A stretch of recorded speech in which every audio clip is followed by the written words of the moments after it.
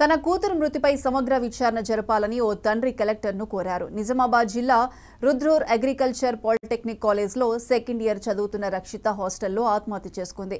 అయితే తన కూతురు మృతిపై అనుమానాలున్నాయన్న తండ్రి విష్ణు విచారణ జరిపించాలని కలెక్టర్లో వినతి పత్రం అందజేశారు. రక్షితకు న్యాయం చేయాలని పీడీఎస్యూ, యూఎస్ఎఫ్ఐ, పీవైఎల్, ధర్మ సమాజ్ పార్టీలతో కలిసి కలెక్టర్ కార్యాలయం ఎదుట నిరసన తెలిపారు.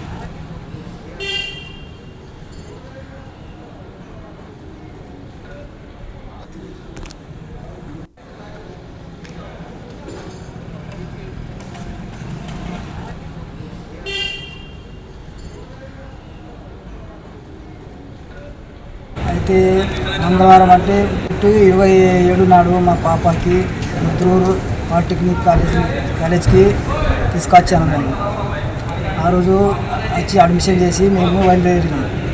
అయితే మంగళవారం అంటే బుధవారం, గురువారం, శుక్రవారం, శనివారం పొద్దున 31 నాడు మాకు ఫోన్ వచ్చింది.